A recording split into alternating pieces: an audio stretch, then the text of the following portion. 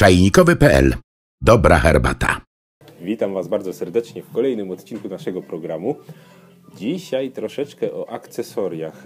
Jeszcze o tym właściwie nie mówiliśmy, a warto wiedzieć, w czym herbatę zaparzyć. No dzisiaj chciałbym pokazać gajwan. Jest to rzecz już troszeczkę bardziej profesjonalna, ale jeśli się nabierze odrobinę wprawy, niezwykle praktyczna i poręczna.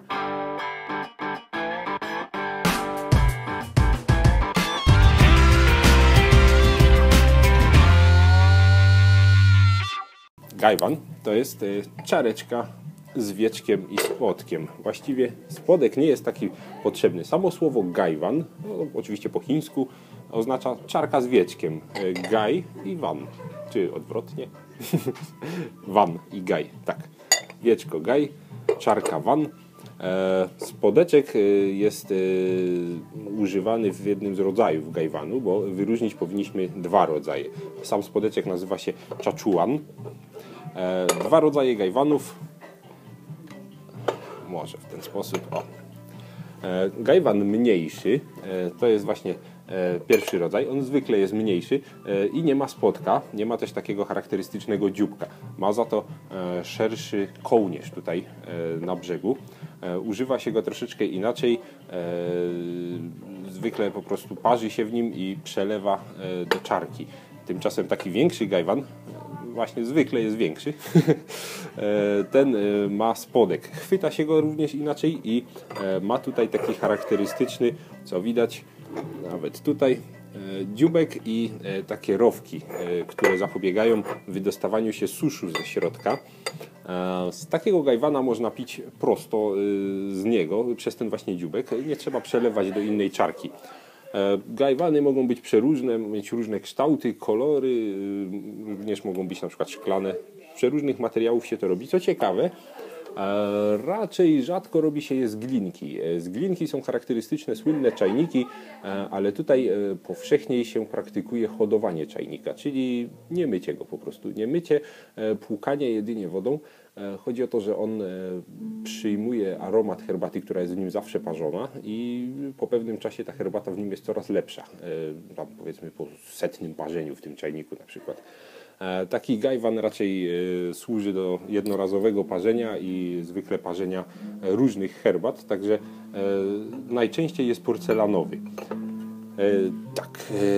Jak się tego używa? No, czarka do parzenia, bardzo prosto. Wsypujemy do środka herbatę, zalewamy wodą i parzymy.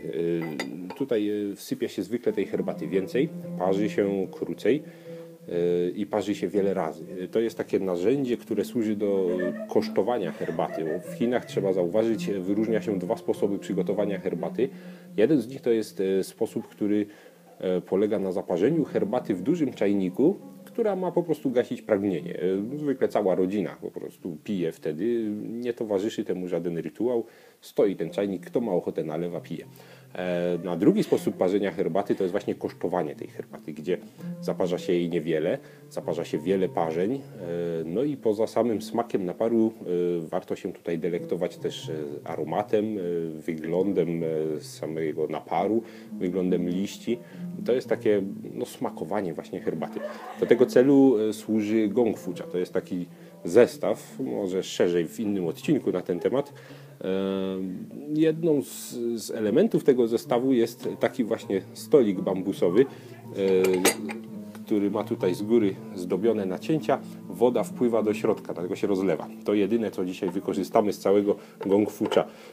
Tu ciekawe, w gong fucha może występować również gajwan, chociaż najczęściej jest to czajniczek. O samym gajwanie jeszcze warto powiedzieć, w Chinach jest znany od około 1350 roku. Tak przynajmniej niektóre źródła mówią. Pierwszy wspomina o nim i opisał go Lu Yu. To jest wielki mistrz herbaciany, autor również księgi o herbacie. Przyjmuje się generalnie, że gajwany pojawiły się w Chinach w dynastii Ming, czyli między 1368 a 1644. Tak szczegółowo. Można sobie wyobrazić, w Polsce bitwa pod Grunwaldem, a w Chinach Chińczycy gajwanik wynaleźli i sobie piją herbatkę. Jaka różna kultura. Przejdźmy do zagadnień praktycznych.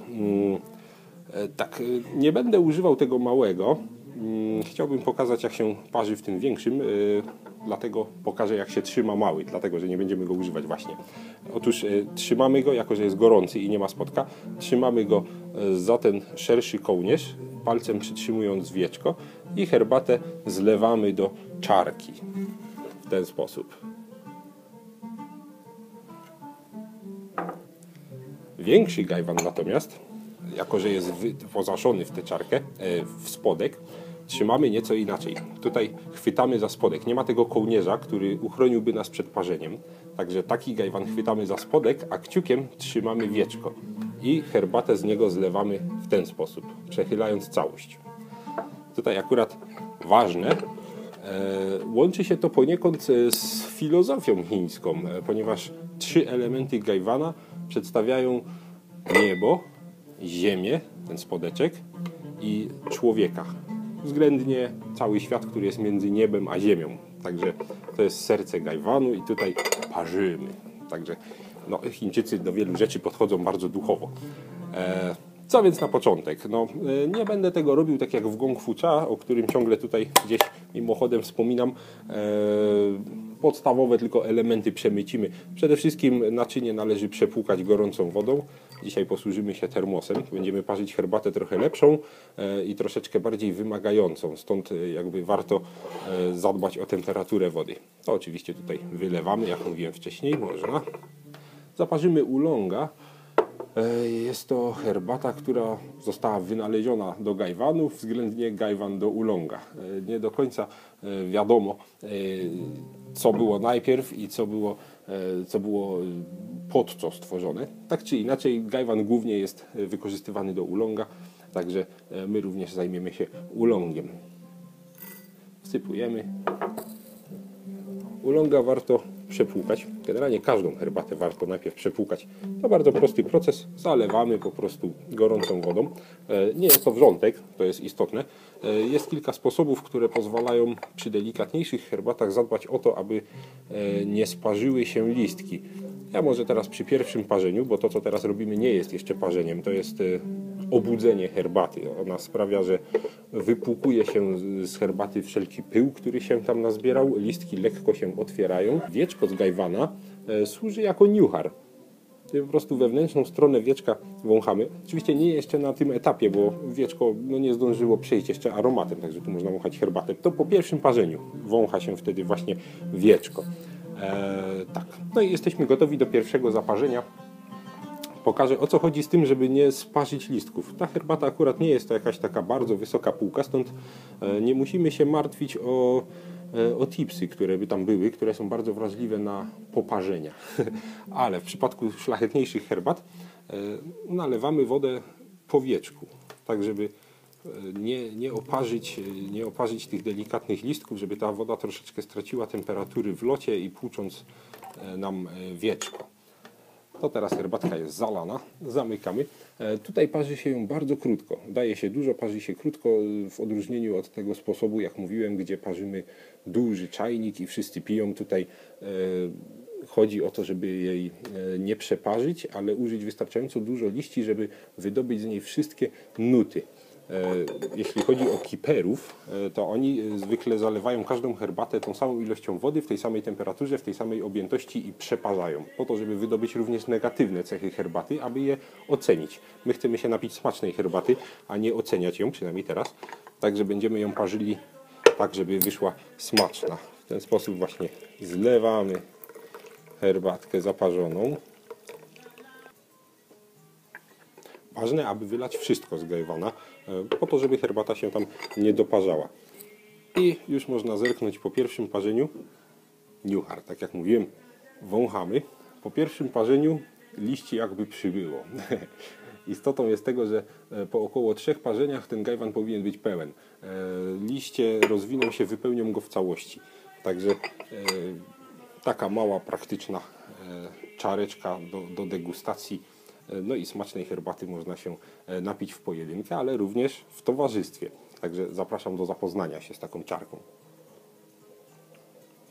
Wyśmienita, konesersko wręcz zaparzona herbatka.